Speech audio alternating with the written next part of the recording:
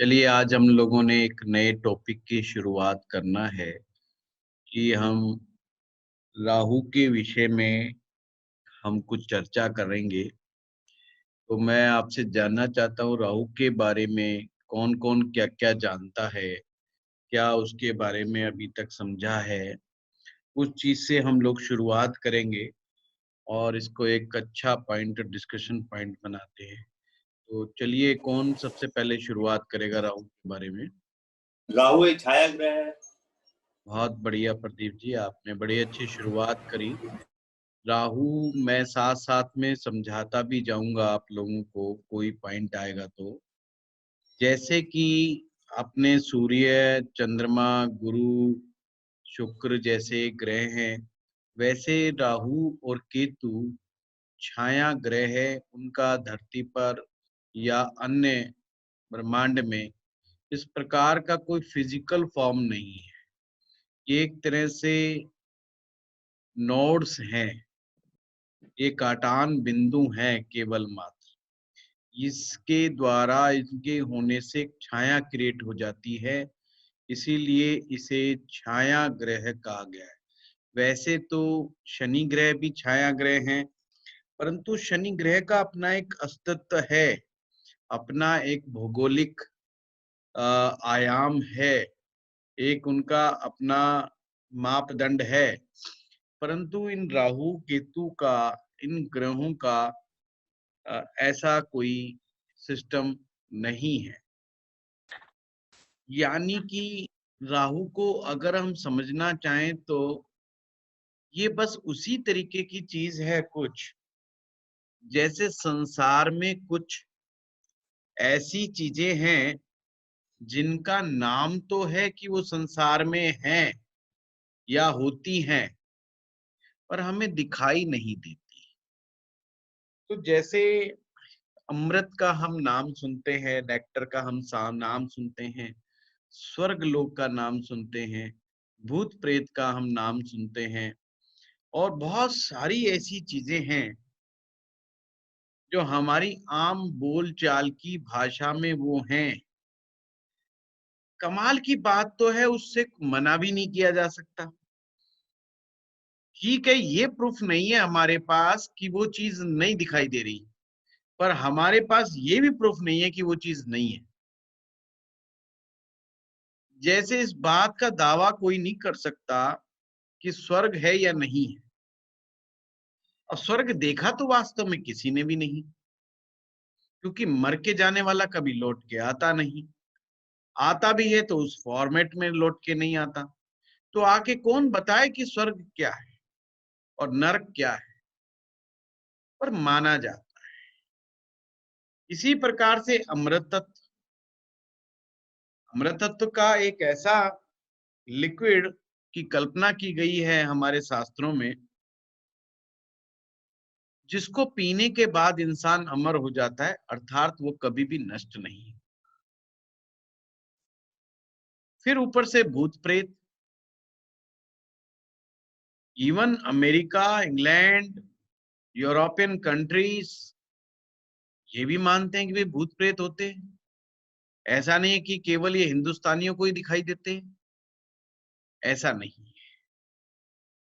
Haunted place माने जाते हैं, ऐसी जगहों को मानते हैं।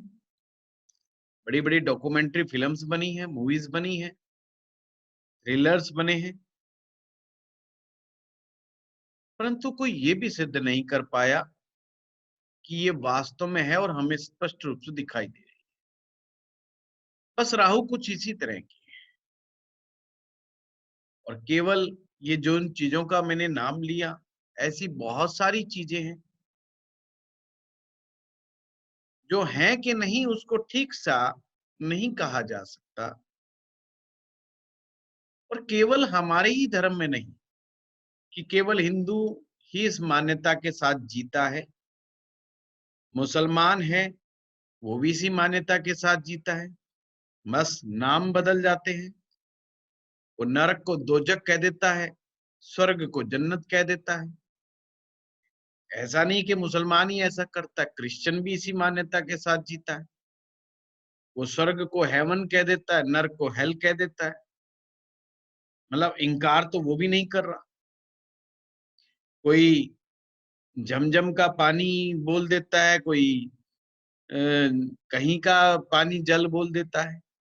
तो इस प्रकार से कुछ संसार में ऐसी चीज है जिसको हम वैसे ही मान लेते हैं कि भाई है, और हम पैदा होते ही इन चीजों को मानने लग जाते हैं कि भाई ये तो होंगी। परंतु ये किसने बताया होंगी? हमारे बड़ों ने, बुजुर्गों ने, समाज ने, सोसाइटी ने, हमारी बुक्स ने, हमारे टीचर्स ने, हमारे एटमॉस्फेयर ने ये सब चीजें बताया कि ऐसा भी कुछ होता है। अब हम राहु की जब बात करें तो राहु जो है आपके गर्दन से ऊपर के हिस्से का कारक है। यानी राहु का सबसे ज्यादा असर आपके सर पर होता है, आपके माथे पर होता है। यानी गर्दन के ऊपर के हिस्से पर राहु का असर है, और वो सबसे ज्यादा इफेक्ट राहु अगर करता है तो कहीं यहीं पर सबसे ज्यादा इफेक्ट करता है। अब ये जो हमारा दिमाग है, हमारा जो ब्रेन है, जिसके बारे में हम सोचते हैं कि यहाँ से थॉट्स आते हैं, तो राहु भी अपने थॉट्स क्रिएट्स करता है। पर जो राहु के थॉट्स हैं ना, वो बताने लायक नहीं है। आपने एक स्टोरी सुनी होगी शेख चिल्ली की। जो शेख चिल्ली था वो बहुत बड़ा डे ड्रीमर था। बस ये कुछ शेख चिल्ली जैसे ख्वाब पैदा करता रहता है कि ये राई का पहाड़ बना देता है, और बात छोटी सी हो और बात को बहुत बड़ा तक लेकर के चला जाता है। यानी कि राहु का विचार ऐसा है कि वो छोटे से ख्वाब से अपने आप को बहुत बड़ा बना लेता है अपनी एक तिलिस्म की दुनिया में। तिलिस्म की दुनिया को आप इंग्लिश में कह सकते हो फैंटेसी वर्ल्ड। वैसे तो तिलिस्म शब्द ये उर्दू का शब्द है, ये फैंटेसी वर्ल्ड आप कह सकते हो, या ड्रीम्स का आपका एक संसार है अनोखा, एक आपके सपनों का ताना बाना है, जिसके कि आप स्वयं राजा हैं।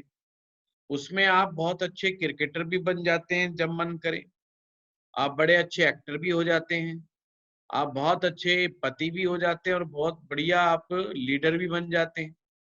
कुछ भी आप अपने सपनों की दुनिया में अचानक से बन जाते हो।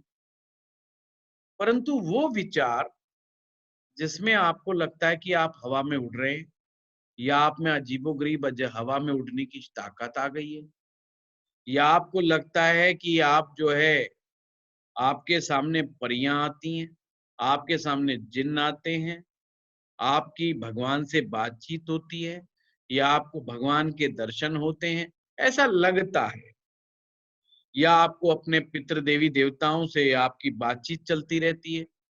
ये सब जो विचार हैं, ये कहीं ना कहीं इसमें राहु ग्रह का असर है। राहु ग्रह का असर वहम की स्थिति को पैदा करता है। राहु का असर इंसान को की दृष्टि में ऐसा भ्रम पैदा करता है कि उसको रस्सी भी सांप दिखाई देती है। ये राहु का एक बहुत बड़ा लक्षण है कि उसको रस्सी भी सांप दिखाई देती है।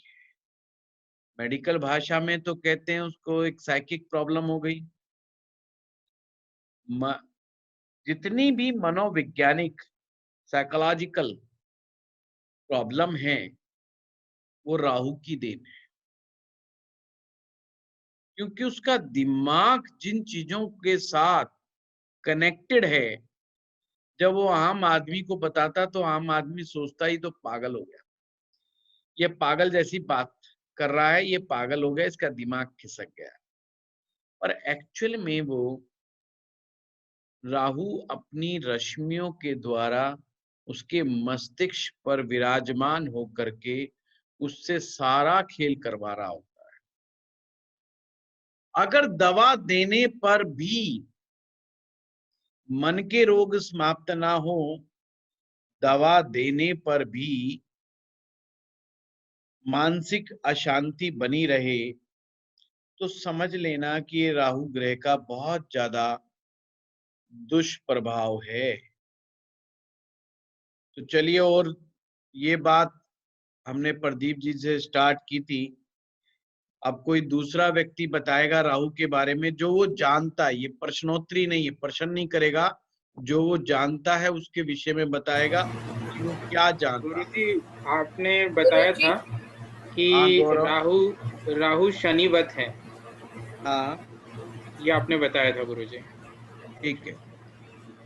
राहु शनिवत हैं का तात्पर्य क्या होता है कि राहु और शनि दोनों के दोनों व्याधि कारक हैं, दोनों के दोनों प्रॉब्लम्स क्रिएट करने वाले हैं। ये नेचुरल फॉर्म में जैसे मैंने बताया था शनि नेचुरल मारक ग्रह है, वैसे ही राहु नेचुरल बाधक ग्रह है। इसका कार्य है, इसका काम है बाधा क्रिएट करना। और बाधा क्रिएट कैसे होती है, राहु के मैं कुछ थोड़े थोड़े लक्षण बताता हूं जो मुझे 15 साल के एक्सपीरियंस में लोगों की कहानियां सुनकर के समझ में आया। आपको बहुत सारे लोग ऐसे मिलेंगे, या हो सकता है आप में से भी कोई हो जिनके साथ कभी कभी ऐसा होता हो। जैसे जब रात होती है तो अक्सर घर का मालिक या कोई भी घर का सदस्य अपने घर का मेन गेट को, दरवाजे को कुंडी लगा देता है और ताला तूला लगाते हैं अपने आप को सिक्योर करने के लिए। रात को कुंडियां, ताले वगैरह, चटकनी वगैरह सब लगा के सोते हैं। तो उस जिसके ऊपर राहु का असर होगा, जैसे ही वो बिस्तर पर आके पड़ेगा, उसको ऐसा लगेगा कि शायद मैंने कुंडा नहीं लगाया है, मैंने ताला लगाना मैं भूल गया। और कमाल की बात तो है, वो इस चीज को स्वीकार करेगा कि पक्का तू भूल गया। वो वापस जाएगा फिर और चेक करके आएगा कि मैंने ताला लगाया कि नहीं लगाया। कोई चीज वो कहीं पर रखाएगा तो बार बार आके चेक करेगा कि वो चीज सही सलामत पड़ी है कि नहीं पड़ी। ये राहु के छोटे छोटे लक्षण बता रहा हूं, छोटे छोटे असर। जैसे कई बार कुछ लोगों को वहम हो जाता है बार बार हाथ धोने का। वहम आजकल तो खैर ये कोरोना के चक्कर में लोगों को हो रहा है, पर आज और ये तो साल ही पूरा राहु का साल है। वैसे कुछ लोगों को बर्तन को बहुत ज्यादा साफ करने का, कुछ लोगों को कपड़े को बार बार धोने का, कुछ लोगों को बार बार नहाने का वहम सा रहता है, साफ सफाई का, हाइजीन का। यानी कि आप जब किसी चीज को, जो काम एक बार कर लेने से पूरा हो सकता है, पर उस काम को करने के लिए आप बार बार उस चीज का रिपीटिशन करते हैं, तो समझ जाना चाहिए कि उसमें राहु का असर है। इस तरीके से शनि वत राहु का तात्पर्य एक ये होता है, जिस प्रकार से शनि ग्रह व्यक्ति की जब दशाओं में या अंतरदशाओं में या साढ़े सती के रूप में आते हैं, वो कहीं ना कहीं इंसान को एक अनुभव का दौर कराते हैं, एक एक्सपीरियंस से गुजारते हैं, एक स्पेसिफिक एक्सपीरियंस से गुजारते हैं। अब एक्सपीरियंस से गुजारने के मामले में राहु शनि से भी 2 कदम आगे है। कहते हैं कि शनि यदि इंसान को अनुभवी बनाता है, तो राहु इंसान को महा अनुभवी बनाता है। महा अनुभव का तात्पर्य क्या है? अनुभव तो हम जीवन में जैसे जैसे उम्र बढ़ती है हम लेते ही रहते हैं, किसी ना किसी चीज का नित्य नए चैलेंज आते ही रहते हैं, नए नए चीजें सीखते रहते हैं, न्यू न्यू लर्निंग चलती रहती है। जिसको कहते हैं महाअनुभव की ऐसी चोट लगना, ऐसी कोई घटना घट जाना जिसको भुलाया ना जा सके, वो महाअनुभव है। ये महाअनुभव किस तरह के होते हैं? कुछ उदाहरण देता हूं। जिसमें आपका कोई कसूर ना हो और आपको कसूरवार ठहरा दिया जाए। दो लोगों का झगड़ा चल रहा हो, आपस में सर फूट जाएं और पुलिस आपको उठा के जेल में बंद कर दे क्योंकि आप वहां पर खड़े थे। बेशक आपका झगड़ा नहीं था, बेशक आप देख रहे थे, किसी ने आपका नाम लिखवा दिया और ठा करके पता चला आप जेल भुगत करके आ रहे हो, 3 दिन की, 7 दिन की, 10 दिन की। आपका किसी कॉन्स्पिरेसी के तहत किसी नेगेटिव चीज में नाम को घसीट दिया जाए, उसके तहत आपको एक फल भोगना पड़े नेगेटिव, वो राहु का असर है, वो राहु का महाअनुभव है। उसे पता चलता है दो लोगों का झगड़ा हो रहा हो, या तो झगड़ा सुलझा दो, नहीं बस की बात है तो वहां से बाय बाय टाटा करके निकल लो, नहीं बस का खेल तो। पर वहां एंजॉय मत करो, एंजॉय मत करो। उस झगड़िया एंजॉय करने की चीज नहीं है। अब वहां पर हम आगे बढ़ते हैं कि राहु वायु पैदा करता है, शरीर में वात रोग पैदा करता है, और वात रोग का तात्पर्य है गैस्ट्रिक प्रॉब्लम। राहु की जो गैस है अंदर, वो उसका एक लक्षण है। देखिए, शनि भी गैस देता है, राहु भी गैस प्रॉब्लम देता है, पर दोनों की गैस्ट्रिक प्रॉब्लम में अंतर है। राहु आपकी बॉडी में गैस्ट्रिक प्रॉब्लम को रोटेट करता है, जिससे कभी लगेगा पेट का दर्द यहाँ आ गया, कभी पेन यहाँ हो रहा है, कभी यहाँ हो रहा है, कभी दाएं हो रहा है, कभी लगेगा ये लीवर पे पहुंच गया, कभी लगेगा हार्ट पे पहुंच गया। पर जब ये हार्ट पर पहुंचता है तो समझना राहु सूर्य का दुश्मन है, और जो आपका हृदय है वो आपका सूर्य है। ये इसको बड़ा परेशान करता है। वो वाली वायु जब उठेगी तो हार्ट पे इतना ज्यादा दबाव दे देगी, आपको इतना भारीपन फील होगा और आपको ऐसा लगेगा कि मुझे हार्ट अटैक आने वाला है और मुझे सांस नहीं ली जा रही है। कभी कभी तो आपके साथ ऐसा अनुभव भी हो सकता है कि आपको पसीना आना शुरू हो जाए, घबराहट पैदा हो जाए, आपको चक्कर सा आना लग जाए और आपको लगे कि दिल की पल्स जो है ऐसी हो गई है जिसके कारण आप अभी कभी भी बेहोश हो सकते हैं। हाँ, कम मीठा डाल के लाइए ना।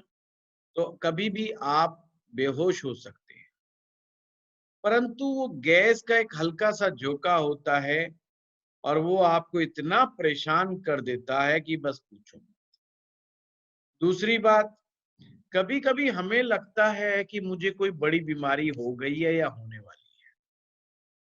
ये जो वहम आते हैं और आदमी डॉक्टर के पास चला जाता है और डॉक्टर टेस्ट पे टेस्ट लिखे चले जाता है। मजेदार तो बात ये है कि राहु की दशाओं में डॉक्टर भी तुम्हें राहुवत मिलते हैं।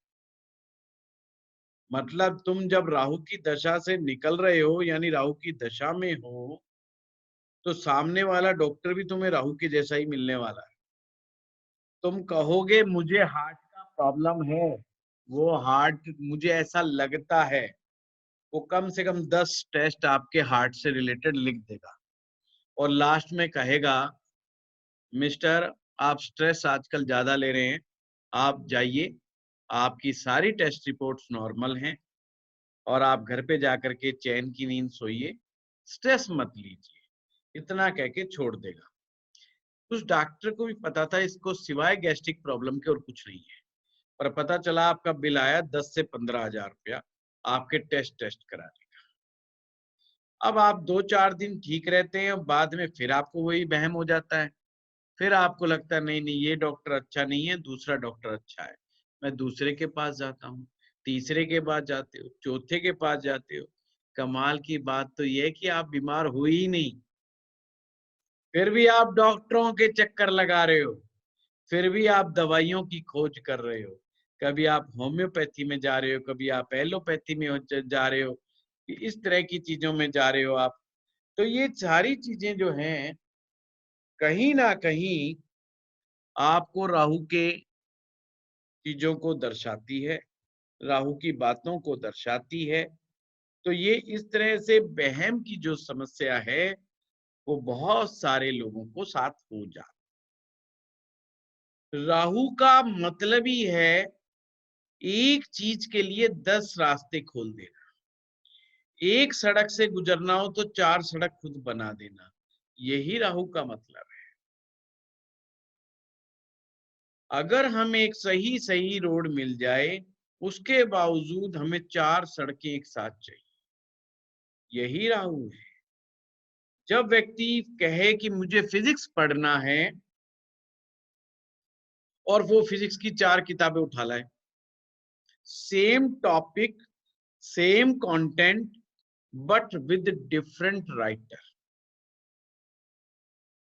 यही मैं राहु का असर मानता। राहु आपको एक रास्ते पर, चैन के रास्ते पर, स्मूथ रास्ते पर चलने ही नहीं देता। कमाल की बात तो है वो कभी किसी अच्छे व्यक्ति की सलाह को भी नहीं मानने देता। और कमाल की बात तो ये है कि वो व्यक्ति उस समय अपने आप को सबसे ज्यादा इंटेलिजेंट मानता। तो समझेगा कैसे जब वो आदमी इंटेलिजेंट है। इसलिए कहा जाता है राहु की दशा में व्यक्ति अपनों को पराया और परायों को अपना समझता है,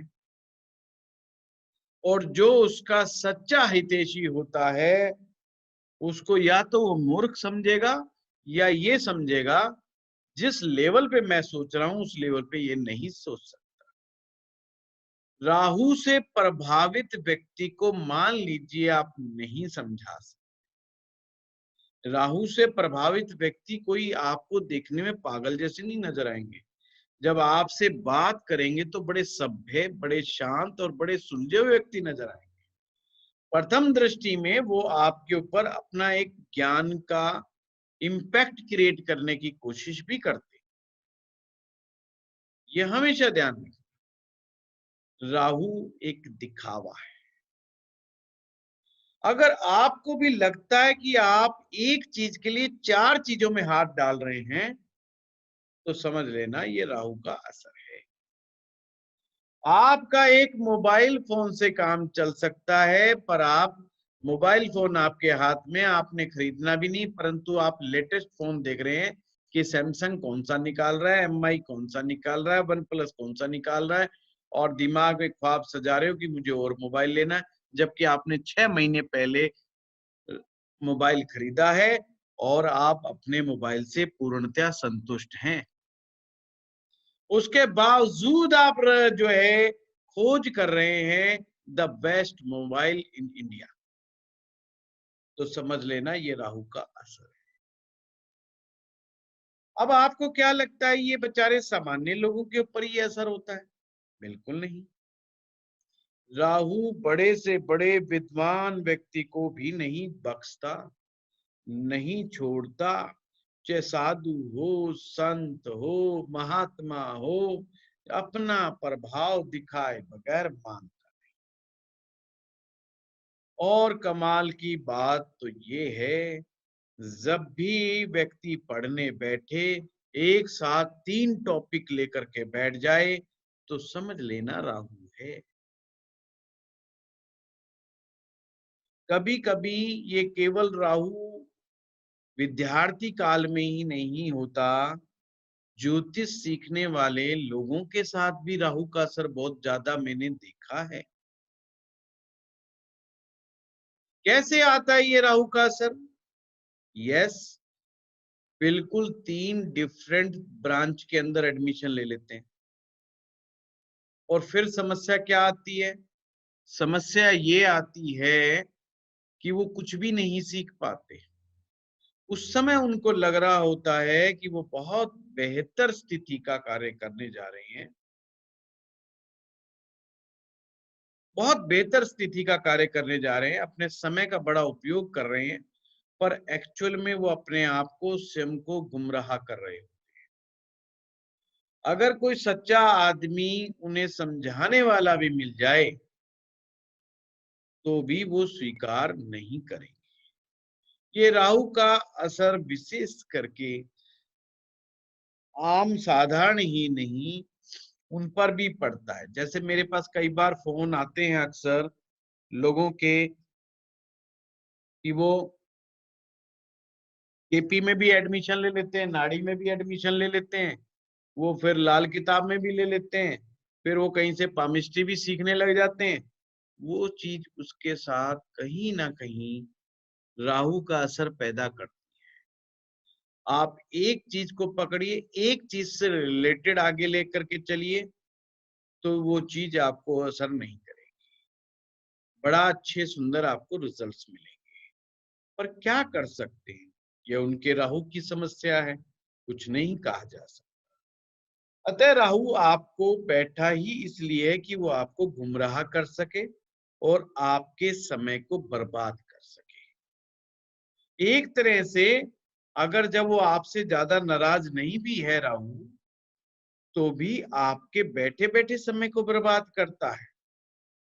आपकी फेसबुक, आपका इंस्टाग्राम, आपका सोशल मीडिया, ये सब राहु के ही रूप हैं। ये आपके राहु के ही रूप हैं। ये अच्छे भले इंसान के समय को वेस्ट कर देते हैं, प्रोडक्टिव वर्क नहीं करने देते। जिन लोगों का राहु अच्छा है वो इन टूल्स के द्वारा लाखों करोड़ों रुपए कमाते हैं, और जिनका राहु खराब होता है वो अपना समय बर्बाद करते हैं इन्हीं टूल्स के कारण। आप देखते होंगे कुछ लोग टिकटॉक वीडियोस बनाते रहते हैं, कुछ नौजवान बच्चे मेरे पास भी आते हैं, जी हम टिकटॉक वीडियो बनाते हैं। बहुत अच्छी बात है, बनाइए। क्या मिलेगा, आपका टॉपिक क्या है? वही नाच गाने चुटकुले बाजी, अपना टाइम खराब करते हैं। मैं उनसे एक ही बात पूछता हूँ, अगर आप एक्टिंग करते हैं, कोई कला का वीडियो बनाते हैं, टिकटॉक बनाते हैं, पर अगर टारगेट आपका आर्टिस्ट बनना है तो ये आप बहुत सही कर रहे हैं। नहीं जी, बस टाइम पास नहीं कर रहे आप, टाइम बर्बाद कर रहे हैं। और इसके शिकार बच्चे ही नहीं, बड़े से लेके बूढ़े तक भी इसके शिकार हो जाते हैं। मैं केवल टिकटॉक की बात नहीं कर रहा, मेरा ये सारा इंटरनेट सिस्टम के साथ एक दिक्कत है। जब आपका राहु अच्छा होता है, आप राहु की हर चीज का फायदा लेते हैं। आपका लैपटॉप, आपका इलेक्ट्रॉनिक्स का आइटम, आपका टीवी, आपका संचार मंत्र, ये जो सब बुद्ध की देन है, और बुद्ध आपके बुद्धि को देता है और राहु बुद्धि को बिगाड़ने का काम करता है। अर्थात ये दो धारी तलवार की तरह है। अगर इस सोशल मीडिया से आप फायदा भी उठा सकते हो और सोशल मीडिया आपके समय को खराब भी कर सकता है। अगर आप इस चीज से पैसा नहीं कमा रहे हो तो आप ये समझ लीजिए कि आपका राहु खराब स्थिति में बैठा है और आप कहीं ना कहीं राहु के चंगुल में है। राहु के चंगुल को देखने का तरीका क्या है? सबसे पहले देखिए कि आपकी जन्म पत्रिका में राहु कहां पर बैठा हुआ है, नंबर एक बात। नंबर दो बात कि राहु इस समय प्रेजेंट सिचुएशन में कौन सी राशि में आया हुआ है। जो अभी गोचर का राहु है, गोचर का मतलब प्रेजेंट ट्रांजिट जो गोचर का है, उसको आप देखिए कि आपकी जन्म पत्री में वो कौन सी राशि, जो जिस राशि में इस समय राहु चल रहा है, वो आपके कुंडली में कौन से हाउस में फॉल कर रही है। मित्रों, आप हैरान रह जाएंगे। दो चीज की सावधानी, आपके मस्तिष्क को और आपके मन को, दो चीज को बड़ा परेशान करता है। दूसरी भाषा में समझाता हूं, आपके लगन को और आपके चतुर्थ भाव को। राहु बहुत परेशानी में डाल देता है। कहानी तो आपको पता ही होगी राहु केतु के बनने की। जब समुद्र मंथन हुआ और समुद्र मंथन में अमृत तत्व निकला, वैसे तो 14 रत्न भी निकले, लक्ष्मी जी भी निकली, बहुत सी चीजें, मैं उस स्टोरी में पूरा नहीं जाऊंगा, बहुत शॉर्टकट में आपको बता रहा हूं। तो राक्षसों और देवताओं में युद्ध छिड़ गया कि उस अमृत को कौन लेगा। विष्णु जी ने चालाकी से उनके सामने एक बात रखी, और बात रखी इस प्रकार से कि मैं जिसको भी दूंगा, परंतु उससे पहले उन्होंने मोहिनी का रूप, स्त्री रूप धारण कर लिया। मोहिनी का तात्पर्य मन को मोहने वाली। उनके सभी के आंखों पर ऐसा पर्दा डाल दिया राक्षसों के, वो उसके सौंदर्य के जाल में फंस गए। और विष्णु जी ने शर्त रख दी कि हम डांस करते हुए नाचेंगे गाएंगे, और मैं जिसको नाचते नाचते ये अमृत पिलाऊंगी वो अमृत पी लेगा। और विष्णु जी छाट छाट के देवताओं को अमृत पिला रहे थे। ये बात राहु को समझ में आ गई। जैसे ही राहु को समझ में आई, राहु ने क्या काम किया, अपना रूप बदल लिया। और अपना रूप बदल करके, बेटे ये वाला नहीं, दूसरे में लेकर, ये अपना रूप बदल लिया। और बदलने के बाद अमृत तत्व पी लिया देवताओं के बीच में शामिल होकर के। जब वो अमृत पान कर रहा था, उसी समय सूर्य और चंद्रमा ने उन्हें देख लिया। तो सूर्य चंद्रमा ने इस बात को भगवान श्री हरि विष्णु को कहा कि भाई राहु ने वेश बदल करके अमृत तत्व का पान कर लिया है, और विष्णु जी उसको मारने के लिए दौड़ते हैं। और भागा भागी के अंदर जब राहु बहुत आगे निकल जाता है, तो विष्णु जी अपने चक्र से उसके शरीर के 2 टुकड़े कर देते हैं, यानी कि गर्दन को काट देते हैं। तो गर्दन का ये जो भाग है, ये कांपता हुआ गोमती नदी, गोमती नदी के किनारे जाकर के पड़ा। तो राहु ने अब अमृत पान तो कर चुका था। और नट सेल में बात कहानी कहती है कि सभी देवताओं ने फिर मिल करके ये विचार किया, भाई अब ये मर तो सकता नहीं, तो अब ये राक्षस रूप हो जाएगा तो ये लोगों को परेशान करेगा। तो इससे बेटर ये है इसको ग्रहों में शामिल कर लिया जाए। और शनि ग्रह के आदेश पर ये लोगों का कर्म फल भुगतान को करवाएगा। और वही कार्य राहुदेव आपके पिछले जन्मों के हिसाब किताब को देखते हुए कर्म बंधनों के अनुसार आपका फल भुगतान करवाते हैं। और इस जन्म में जो दोष आपने नहीं किया, जो पाप आपने नहीं किया, उस पाप की सजा भी दिलवाने का काम करते हैं जब आपका ये राहु की स्थिति खराब होती है। तो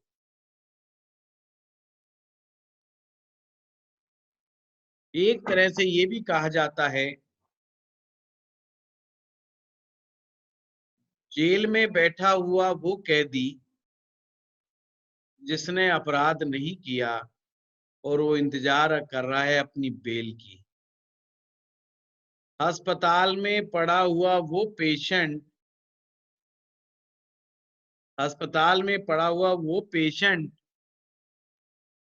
जिसको ये समझ में नहीं आ रहा तेरे बीमारी क्या है, और उसके डॉक्टर को भी समझ में नहीं आ रहा कि बीमारी क्या है। टेस्ट पे टेस्ट किए जा रहे हैं पर रोग का पता नहीं चल रहा। एक चीज का ध्यान रखना, राहु की दशा में सही सही रोग डायग्नोज नहीं हो पाता कि एग्जैक्ट बीमारी क्या है। एक डॉक्टर से दूसरा, दूसरे से तीसरा, तीसरे से चौथा, डॉक्टर ही बदलता जाता है आदमी, अस्पताल बदलता रहता है। कमाल की बात तो 3 डॉक्टर मिलेंगे और तीनों की अलग राय हो।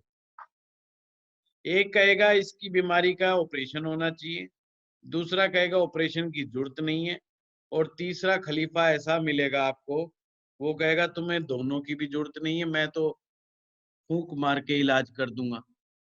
और ऐसे में मुलाकात तांत्रिकों से हो जाती है राहु की दशाओं में, मांत्रिकों से हो जाती है, ठगों से हो जाती है, लुटेरे और चोर टाइप के लोगों से हो जाती है, और कभी कभी तो दोस्ती हो जाती है आप लोग, और फिर वो आपको अच्छे तरीके से घुमाता है राहु देव। तो इसी तरीके से राहु जो है आपको कुछ कुछ शनि ग्रह की तरह ही परेशान कर। चलिए और कौन बताएगा और इसके बारे में, राहु के बारे में? सर मैं बताता हूँ। हेलो क्या नाम है? सर, कौशल बोल रहा हूँ। हाँ कौशल बोलो। सर, राहु की दशा में एक तो व्यक्ति भ्रमित होता है और अपने काम को पूरा करने के लिए किसी भी तरीके से साम दान दंड भेद सब कुछ अप्लाई करने की सोचता है। प्रेत में ज्यादा विश्वास करता है और मनी की तरफ ज्यादा भागने की कोशिश करता है और लालच की तरफ ज्यादा भागता है, जिससे उसकी फैमिली लाइफ डिस्टर्ब रहती है। एनालिटिकल ब्रेन तो रहता है बंदे के पास, बट कंफ्यूज रहता है, वो सही टाइम पे सही डिसीजन लेने में भी देरी कर देता है। और इसकी दशा में जो रिजल्ट्स मिलते हैं ना, चाहे वो हमें नेगेटिव मिले या पॉजिटिव मिले, किसी का राहु अच्छा हो तो, लेकिन स्पीड से मिलेंगे उसे, ऐसा नहीं कि धीरे धीरे मिलेंगे। जो भी होगा झटके से होगा। ठीक है। तो राहु एक प्लानर भी है बहुत अच्छा। सर डिजायर पैदा करता है, प्लानिंग देता है सर, बहुत अच्छी मटेरियलिस्टिक प्लानिंग चीजों की। देता है। ठीक है, प्लानिंग देता। नितिन जी कब ये प्लानिंग अच्छी देगा? सर लगन में बैठ के। लगन में बैठ के प्लानिंग अच्छी देगा। अच्छा, अगर लगन में मित्र फ्रेंड के साथ बैठा हो, जैसे बुध के साथ बैठ जाए, बुध की राशि में बैठ जाए, तो प्लानिंग अच्छी देता है, बट समटाइम्स नेगेटिविटी फीलिंग्स भी लाता है कुछ चीजों को लेकर। तो ये मुझे लगता है 10वें में देगा, 10वें में प्लानिंग देगा। चलिए अब मैं आपको बताता हूँ। देखिए, जिन लोगों की कुंडली में भी लगन में राहु बैठेगा, उनकी दशाओं का असर अलग तरह से होता है, और जब दशा नहीं होगी उस समय राहु अलग तरीके से उसको ट्रीटमेंट देता है। आपको ये चीज समझनी होगी। लगन पर राहु जब बैठा होता है तो प्लानिंग अच्छी देता है, ये तो कई चीजों के ऊपर डिपेंड करेगा, पर अमूमन जितना भी मैंने देखा है, जब भी राहु की जो दशा आएगी, वो दशा कोई रेयर ही होती है किसी की अच्छी निकल जाए। राहु की दशा अक्सर उसके मस्तिष्क को सबसे ज्यादा खराब करने वाली मानी जाती है। लगन का राहु मस्तिष्क को सबसे ज्यादा पीड़ादायक होता है। पर इसको मैं आज एक टेक्निक सिखाता हूं आपको कि शरीर के किस अंग पर सबसे ज्यादा असर करेगा और कैसे करेगा। अगर आप देखें कि आप में से किसी का भी लगन पर राहु है, तो उसको ये समझ लीजिए कौन से नंबर की राशि है। सपोज करो कर्क लगन है और राहु लगन पर बैठा हुआ है, तो अब आपने ऐसा समझना है, इसको काल पुरुष की कुंडली बना लेनी है। जैसे ही आप काल पुरुष की कुंडली बनाएंगे तो राहु पहुंच जाएगा चौथे भाव में। तो जब आप फलाफल करें इस लगन के राहु का, तो ऐसा फलाफल करें कि मानो ये चौथे में बैठा हुआ राहु, यानी उसके मन से, चौथे भाव से आने वाले जो हिसाब किताब होते हैं उनके साथ जोड़ करके फलाफल कह दे, आपका बहुत सटीक जाएगा। एक उदाहरण और लेते, जैसे सिंह राशि में मान लो किसी का राहु बैठा है लगन पर, तो उसको काल पुरुष की कुंडली बना लें तो पंचम भाव आ जाएगा। तो जब आप फलाफल करें तो ये समझिए वो पांचवें के रिजल्ट से ज्यादा आ रहा है। पंचम भाव से जो रिजल्ट आ रहे हैं और राहु को उसमें मिक्स कर दीजिए, राहु उसके रिजल्ट आपको ज्यादा देगा, बजाय आप दिमाग के ऊपर ना टिके रहे। दशा में खास करके बता रहा हूं मैं आपको। वैसे अमूमन पहले भाव में, चौथे भाव में, सातवें भाव में, दूसरे भाव में, 12वें भाव में राहु अच्छा नहीं माना जाता, उसके दुष्परिणाम कुछ ज्यादा ही मिलते हैं। ये बात ठीक है कि व्यक्ति को जल्दी जल्दी परिणाम मिलते हैं, परिणाम जल्दी नहीं मिलते। उस व्यक्ति में इम्पेशंस क्रिएट हो जाता है, उस व्यक्ति में जल्दबाजी आ जाती है। राहु गति का कारक है। कौन सी गति? Too much fast, too much fast. अगर राहु की गति को समझना हो, कौन सी गति कारक चीजों का कारक है? आपने फॉर्मूला रेस देखी होंगी गाड़ियों की, वो चलती है ऐसे बहुत तेजी से। फार्मूला रेस 1 क्या बोलते हैं उनको, मुझे तो नाम भी याद नहीं आ रहा। फार्मूला गाड़ियों की रेस ही शायद बोलते हैं उनको। ये अक्सर चलती है कभी कभी। एक बंदा है F1 sir, F1 F1 formula 1। ये जो कार्तिकेयन था। हाँ, जो कार्तिक के हैं जी, बिल्कुल बिल्कुल। ये जो स्पीड होती है गाड़ी की, ये राहु की देन है। या जो वो गाड़ियां जो बहुत तेजी से दौड़ती हैं, उनमें राहु का असर होता है। बस कुछ ऐसा ही असर व्यक्ति के मन और मस्तिष्क पर छा जाता है जो राहु से पीड़ित होता है। वो हर काम को जल्दी से कर देना चाहता है, बहुत जल्दबाजी में कर देना चाहता है। एक्चुअली में दुनिया तो अपनी स्पीड से चल रही होती है, पर उसकी अंदर की स्पीड, उसके इंसान के अंदर की स्पीड कुछ आवश्यकता से ज्यादा तेज होती है, और व्यक्ति अपने आप को ज्यादा समझदार समझता है। जहां तक बात आई ग्रीड की, लालच की, वो लालची होता ही नहीं है। राहु उसको लालच फेंकता है ताकि ये अटक जाए, ताकि ये भटक जाए। तो वो उस प्रकार से ये कार्य चलते रहते हैं। क्लियर बात? चलिए और कोई चर्चा करते हैं राहु के बारे में। और कोई नेक्स्ट? सर, जो राहु है वो रिसर्च की तरफ भी तो आपको लेके जाता है, क्योंकि जितने भी ग्रह हैं उनमें से राहु को जीनियस ग्रह भी माना गया है। और सर फॉरेन से रिलेटेड चीजों में या फॉरेन कंट्रीज में भी राहु जो है वो ज्यादा अच्छा परफॉर्म करता है। सदफ, इसको आप ऐसे समझिए, आप क्या लॉजिक इसके पीछे लगेगे कि साहब इसको जीनियस ग्रह माना जाता, क्यों, व्हाई? सर, एक तो अमृत जो है, एक मिनट कोई बोल रहा है, पहले एक एक करके बात करते हैं।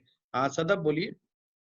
सर, जो इसके पीछे आपने स्टोरी बताई है, अगर उसको देखा जाए तो अमृत का जो राज है वो तो राहु के पास ही है। मतलब राहु ने उस अमृत को ले लिया। नहीं, तो अमृत और किसी ग्रह को के तो पास नहीं है। नहीं, अमृत को तो सभी ग्रहों ने अमृत तत्व चखा हुआ है। आपको बता दूं, ग्रहों के पास, सभी के पास अमृत तत्व है। इसलिए कोई भी ग्रह मर नहीं सकता, उसकी कोई आयु निश्चित नहीं है कि वो उसकी डेथ हो जाएगी। और देवताओं ने भी अमृत लिया था। जी हाँ फातिमा बोलो, मैं फिर आपको बताऊंगा इसके पीछे। आप बोलिए जो बोलिए। सर जी सर, दूसरी बात ये है कि सर जो राहु है, ये तो बात ठीक है, वो मतलब ये करता है, डाउट्स एलुजन्स क्रिएट करता है। लेकिन सर ये जो थोड़ा बहुत मैंने पढ़ा है उसके मुताबिक, जितनी भी ये जो दुनिया में रिसर्च होती है, जो अकल्ट साइंसेस से रिलेटेड चीजें हैं, स्पेस साइंसेस है, सॉफ्टवेयर है, इन सब से फेसबुक है जैसे आपने भी बताया, इन सब के पीछे राहु कार फरमा है। जी बिल्कुल ठीक है, बिल्कुल ठीक है। जी मैं सर, ये और कुछ और जानना चाह रहा हूँ। सदब, जी सर। हम उस पॉइंट पर फोकस करो, क्योंकि आप भी हमारे यहाँ पढ़ रहे हैं काफी समय से। मेरा अक्सर स्टूडेंट्स के ऊपर इस बात पे ज्यादा दबाव रखता हूं मैं कि हमें उसके पीछे की रीजनिंग मालूम होनी चाहिए, टेक्निकल रीजनिंग मालूम होनी चाहिए हमें कि इसके पीछे क्या है, क्योंकि ये जो चीजें हैं ये तो हम याद कर सकते हैं। हाँ ठीक है। हाँ विनय जी बताइए। सर किस संदर्भ में बताएं सर? नहीं, आपने हाथ खड़ा किया था तो आप बताइए। आप हाँ बिल्कुल बिल्कुल। बताइए। नया में मैं ये कह सकता हूँ कि Rahu does not like to accept boundaries, always tries to cross the limit. बहुत अच्छी। वो आउट ऑफ द बॉक्स सोच सकता है, फातिमा बिहेव भी कर सकता है। जी जी जी फातिमा, अब आपको इसकी राइट रीजनिंग का पता चला। हमारे पास पॉइंट 2 था, आपने 2 पॉइंट रखे। नंबर 1 की वो जीनियस बनाता है, नंबर 2 रखा कि वो विदेश में पहुंचाता है। तो ये दोनों के पीछे आपको बाउंड्री क्रॉस करनी पड़ती है। जब आपको लिमिट क्रॉस करके ही, यानी कि बाउंड्री क्रॉस, विदेश आदमी जब जाएगा जब अपने देश की सीमा को क्रॉस कर देगा, यानी कि बाउंड्री को क्रॉस कर देगा। जीनियस आदमी जब बनेगा जब वो आम लोगों के जैसे मस्तिष्क के लेवल से कई गुना ऊपर लेवल को अचीव कर जाएगा, तो वो चीज। राहु को बाउंड्रीज पसंद नहीं है। राहु की जो असली ताकत है, अब फिर से मैं रिपीट करूंगा, राहु की जो रियल स्ट्रेंथ है, to cross the boundary, to cross the limit, to break the tradition, ये राहु की रियल स्ट्रेंथ है। अगर राहु के पास कोई स्ट्रेंथ है तो केवल एक इसी चीज की है। तो सर फिर रेवोल्यूशन का भी तो राहु कारक है, फिर रेवोल्यूशन भी राहु लेके आता है, क्योंकि अगर इसके अंदर ये आउट ऑफ बॉक्स थिंकर है और ये ट्रेडिशनल चीजों को फॉलो नहीं करता, तो रेवोल्यूशन का भी तो एक कारक हो सकता है सर। हाँ, रिवोल्यूशन का कारक तो है ही। अगर फेसबुक ने रिवोल्यूशन तो लेके आई है, नो डाउट। ये सोशल मीडिया फेसबुक के कारण आई है। अगर फेसबुक ना होती तो ये सोशल मीडिया पे जितनी भी क्रांतियां हो रही हैं आज के टाइम में, जो ट्विटर वार हो रही है, ये सब फेसबुक के बाद की चीजें हैं। तो उसने रिवोल्यूशन तो लाया है। और वो इंटरनेट की जो क्रांति आई है, जो इंटरनेट रिवोल्यूशन आया है, जो ये नो डाउट ये तो आया भी इसी के कारण है। तो इस प्रकार का रिवोल्यूशन लाता ही है। जहां तक रिसर्च की बात है, कोई नई चीज खोज करके लेके आना जो अभी तक इस संसार में नहीं है, वो राहु का ही काम है। वो राहु इस कार्य को अंजाम देने वाला ऐसी प्रेरणा देता है, इसमें कोई शक नहीं। बहुत बढ़िया बताया आपने। और लेकिन कोई सर राहु के बारे में हम नेगेटिव हमेशा बहुत ज्यादा होते हैं अक्सर। बहुत अच्छा क्वेश्चन है। मैंने भी काफी पढ़ा, लेकिन सर राहु के बहुत अच्छा क्वेश्चन फातिमा ने कहा है। इसके विषय में मैं आप लोगों को कहता हूं, दुनिया की 80% संख्या शनि और राहु के एक साथ प्रभाव में रहती है।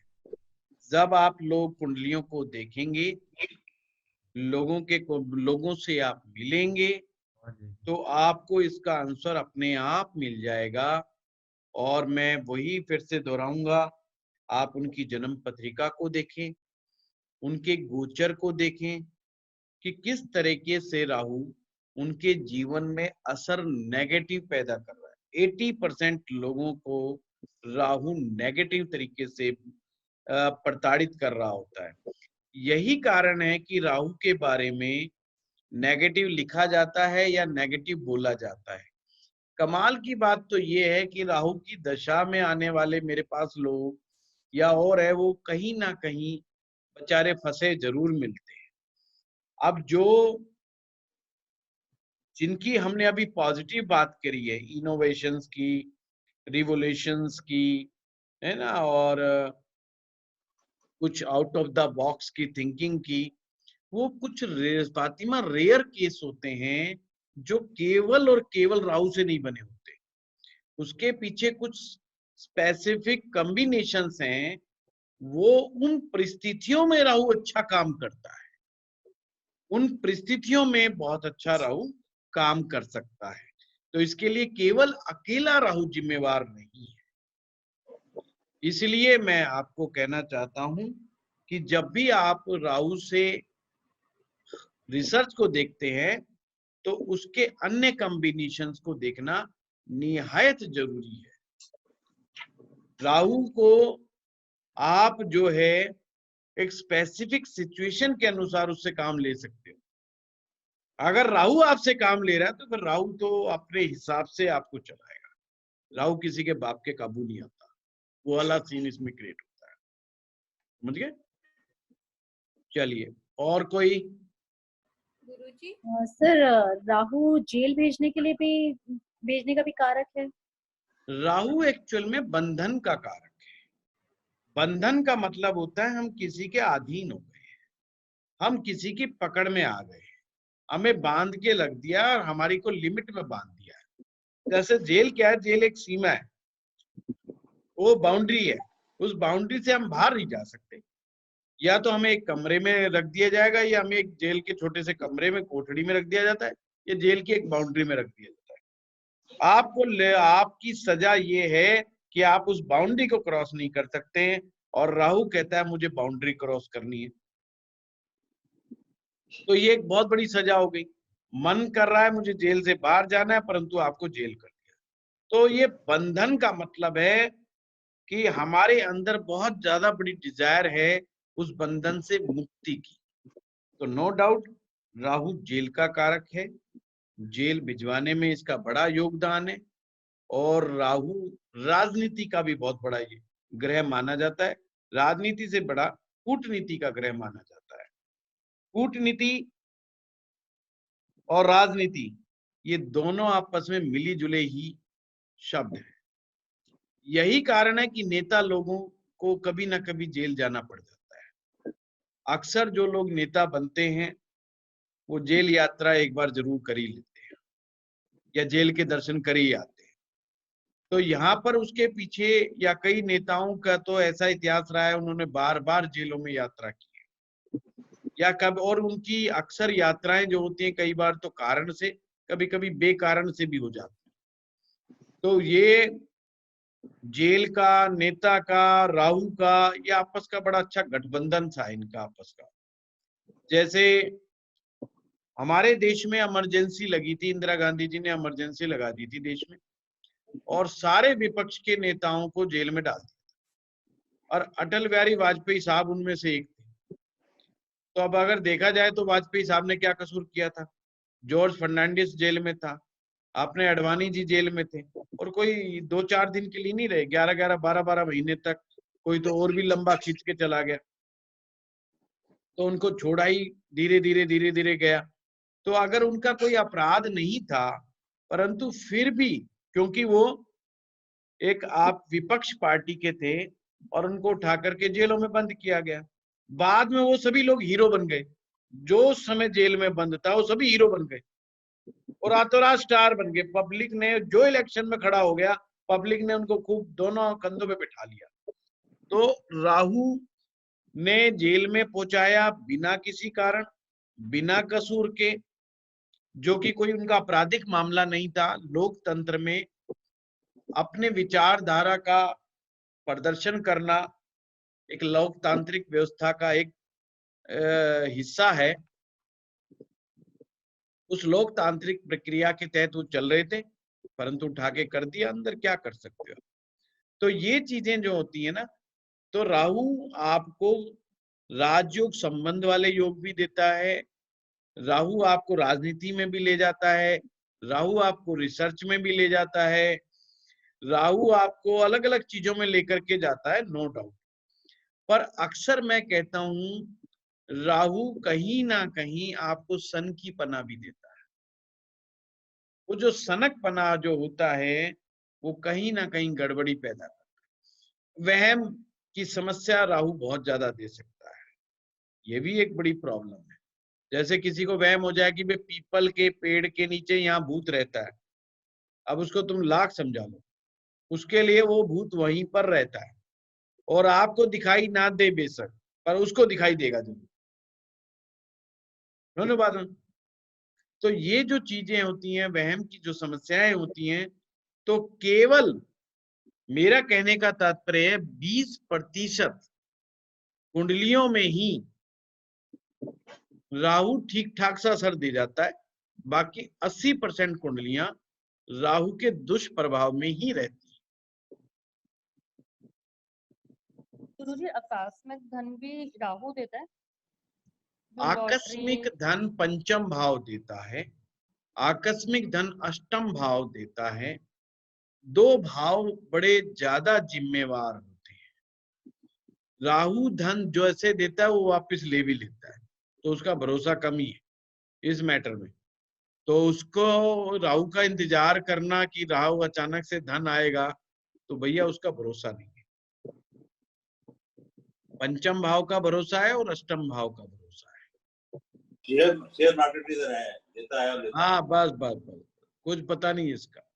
नहीं, हम तो कहते ही नहीं कि किसी को कि राहु का इंतजार करो अचानक से धन चाहिए, तो बिल्कुल नहीं, क्योंकि इसके पास जो और दृष्टियां हैं उसमें ये खराब कर देता है। फिर इसके पास एक अलग ही अजीबोगरीब कहानी है, किसी ग्रह के साथ बैठ जाए तो उस ग्रह की ताकत को खत्म कर देता है और अपने अंदर उसकी ताकत ले लेता है, फिर अपने अनुसार चलाता है सारी चीजों को। ये भी एक बड़ी चैलेंज है। किसी को ग्रह को देख लेता है, उसको खराब कर देता है, किसी भाव पर दृष्टि डाल देता है, वो भाव को खराब कर देता है। तो वो भी तो अपने हमें जीवन का एक पक्ष नहीं देखना चाहिए, हमें जीवन के कई पक्षों को एक साथ नजर डालना चाहिए। देखिए, हमने एक पॉइंट देखा कि वो अचानक से पैसा दिया, पर अचानक से पैसा दिया उसका साइड इफेक्ट क्या हुआ। हमारे गुड़गांव की स्टोरी बताता हूँ। आज से 2000 के अंदर, सन 2000 के अंदर गुड़गांव अच्छी डेवलपिंग उठ रहा था, मतलब अच्छा डेवलप हो रहा था, रोज नया बनता था, रोज नया बनता, लोग भर भर के मजदूर आता था, बाहर से, देश से, विदेशों की कंपनियां बहुत आ रही थी। मतलब ऐसा लग रहा था कि सारी दुनिया का पैसा यहीं बरस रहा है गुड़गांव में। तो जिसको देखो, तो यहाँ का जो लोकल आदमी था वो जब अपनी जमीन बेचता था तो रातों रात करोड़पति बन जाता था। तो मैं ऐसे कुछ लोगों को जानता हूं जो मेरी आंखों के आगे करोड़पति बने रातों रात, अपनी जमीन बेच करके, मौके की जमीन बेच करके। अब जब एक काम काज करने वाले आदमी को, अब एक दूध बेचने वाले को मैं जानता हूं जो मुझे दूध देता था, अब वो गुज्जर भाई था और उसको जो है जमीन बिक गई उसकी। अब जो दूध बेचने वाला आदमी है, अब उसकी रातों रात जमीन बिक जाएगी, अब उसको बेचारे को धंधे करने की तो समझ है नहीं, तो करेगा क्या? तो वो अपने भाइयों के बीच में बैठेगा, मोहल्ले वालों को सबको पता चल जाता है कि बंदे को भाई पैसा मिला है, 5 करोड़ मिल गया, 10 करोड़ मिल गया, तो वो सारे समझाएंगे भाई चौधरी साहब अब तो तू एक गाड़ी ले ले बढ़िया सी। तो उसके घर में भैंस खड़ी थी और वो होंडा सिटी आती थी, होंडा सिटी भी अकॉर्ड वाली दिलाई उसको, बढ़िया वाली। और तो जहां उसके बेचारे के गाड़ी खड़ी करने की जगह नहीं थी, तो जहां पर भैंस खड़ी होती थी वहीं वो गाड़ी खड़ी करता था अपनी होंडा सिटी, और वहां पर भैंस मूतती थी और वो होंडा सिटी को खराब करती थी। तो एक बार घर जाना हो गया, तो वो चलता था बाइक के ऊपर ही। तो मैं कहता यार तेरी होंडा सिटी तो नहीं, इतनी बढ़िया व्हाइट कलर की अकॉर्ड गाड़ी ले रखी है, इसको भी कभी चला ले। कह रहा दादा ये तो दिखाने के लिए ली है, बाकी तो अपना तो जो मजा जो बाइक चलाने में आ रहा है ना, वो गाड़ी चलाने में नहीं है। और हम उसके कभी जाना होता तो उनका बेचारे का, मेरे को जब वो दूध तो धंधा उन्होंने छोड़ दिया, थोड़े दिन में दूध का धंधा छुड़वा दिया लोगों ने कि तू तो अब करोड़पति हो गया। और उसका ना उसको धंधा करने दिया, उसकी भैंसे बिकवा दी बेचारे की सारी, और उसका पैसा इधर उधर ऐसा जगह लगवा दिया। वो डाक के 5 साल बाद वो फिर से दूध बेचने लगा। मैंने कहा यार ये क्या हो गया, तू तो करोड़पति हो गया था। कहता दादा बस पूछो मत, रोने लग गया। कहता है सारा पैसा बर्बाद हो, पता नहीं कमबख्तों ने कहाँ कहाँ लगवा दिया। और कमाल की बात, उसके रिश्तेदार उसके दुश्मन बन गए। कोई कहता है मुझे इतना रुपया दे दे, कोई कहता है इतना दे दे, कोई कहता है उधार दे दे, और वो छिपता फिरे। और एक चौधरी की कहानी तो मैं ऐसी सुनाता हूँ, जाट था जो चौधरी हमारे यहीं का, उसके बेटे ही उसके दुश्मन बन गए। वो ढूंढे उसको और वो रातों को बाहर जा जाके छुपे के, जमीन बिक गई, पैसा आ गया, बेटे गए पैसा हमें दे, और वो उसको ये डर लगे कहीं मिल जाए। बोला भाई बेटे पिटेंगे मेरे को। मैंने कहा भाई बड़ा बुरा हाल है तेरे चौधरी साहब, तेरे अच्छा पैसा आया तेरे हिस्से में, है वो छुपता फिरे, है मेरे को कह रहा है दादा कहीं डायमंड बनवा दे, कहीं हीरा बनवा दे, कहीं। अरे भाई यूं पैसा, मतलब आप बताओ उन लोगों के पास पैसा आया जिन्हें यूज करने का पता नहीं है। अब वो राहु का पैसा वो क्या काम आएगा? एक बिजनेसमैन को अगर आप 1 करोड़ रुपया दोगे, वो 1 करोड़ का 1.5 करोड़ बना देगा। किसी अच्छे बिजनेसमैन को, अच्छे आइडिया वाले को, बंदे को अगर आप पैसा दोगे, वो उसका मल्टीप्लाई करेगा। परंतु जिसको इस बात की समझ नहीं है, तो अचानक से आने वाला धन, कभी भी जिंदगी में प्रार्थना मत करो कि पैसा अचानक से आए। हमेशा प्रार्थना करो पैसा ग्रेजुअली इंक्रीमेंट में आए, बढ़ता हुआ आए, पर धीरे धीरे आए, अचानक से नहीं आए। अचानक से आया हुआ धन आपको केवल नष्ट ही करता है। आपकी आदतें बिगाड़ देगा, आपका हिसाब किताब बिगाड़ देगा, आपका एक बार तो रहन सहन को बढ़ा देगा टाट में, परंतु आपका इतना बुरा हाल कर सकता है कि आप सोच नहीं सकते। इसलिए राहु से धन कमाने की उम्मीद को मत कीजिए। राहु से थोड़ा पीछा छुड़वाने की ही कोशिश करें। ये कोई शुभ ग्रह नहीं है कि इससे प्रार्थना की जाए कि हे राहु देवता आइए मेरे जीवन में, है। तो मैं अपने अनुभव के साथ कह रहा हूँ कि ये सब मैंने देखा है सूरत में, जमीनें गुरुजी बिकी हैं, लोग गैम्बलर नौकरी छोड़ गए, अब नौकरी कर रहे हैं दोबारा। गुरुजी हे राहु देवता जाइए हमारे जीवन से। हाँ बस बस बस, ये राहु देवता को दूर ही रखिए, जाइए हमारे जीवन से, बख्शिए हमें। वो उसका क्या लाभ जो आंखों के आगे पर्दा डाल दे। सर राहु जो है सर वो ये गैम्बलर भी है, गैम्बलर। हाँ गैम्बलर भी है, सब कुछ है जी, गैम्बलर भी है। और वायरस डिजीजेस ये सब देता है सारा। हाँ जी, कोरोना भी राहु है ना, देखो ना। हाँ, और अडॉप्शन का कारक भी राहु है। हाँ जी हाँ जी हाँ जी हाँ जी हाँ जी। गुरुजी एक बात पूछूं? हाँ जी, देखो होता क्या है कि मानवीय जीवन में हमें ना बड़ी अच्छी अच्छी बातें ही अच्छी लगती हैं, कि जो चीजें हमें बड़ी अच्छी हमारे मन को भाती हैं। क्या होता है कि अचानक से पैसा कमाने की मंशा सभी की होती है कि कम मेहनत में ज्यादा पैसा आ जाए। अब जुआ एक ऐसी चीज है कि आदमी को लगता है एक रात में तू करोड़पति हो जाएगा। अब ये लॉटरी जो खेलने वाले, अब तो हमारे हरियाणा में तो बंद कर रखी है, अदरवाइज मैं देखता था, हम बच्चे होते थे 10वीं 12वीं पढ़ते होते थे जब लॉटरी हमारे यहाँ बहुत चलती थी, दिल्ली गुड़गांव बहुत लॉटरी। और अक्सर बूढ़े आदमियों को इनकी बड़ी लत लगी होती थी। पेंशन का पैसा आता था, पट्टे जा करके लॉटरी खरीद आते थे। हम उनके कहते थे बाबा तू क्या करेगा इसका लॉटरी का, ओ आज चौका मारा, आज पंचा मारा, मतलब वो लगे ही रहते थे उन चक्रों में। उनका जीवन चर्या यही थी कि लॉटरी का लगाना। कई जगह मटके में ये नंबर वो नंबर, बावला बना रखा था, वो कुछ नहीं काम के थे। और उनका काम था महीने में पेंशन लेके आना और पूरी महीने भर लगा देना और बाद में उधार मांगना, जब पेंशन आए उधार वालों को देना। तो मैं ये सोचता था क्या राहु है ये। अच्छा खुश हो जाएंगे उस दिन पार्टी देंगे, ज्यादा आए तो बांटना पड़ेगा, नहीं आए तो अपने कोई पूछेगा नहीं उनको। तो बड़ा ही अजीबोगरीब है ये राहु। तो मैं तो इससे बिल्कुल सेटिस्फाइड नहीं हूँ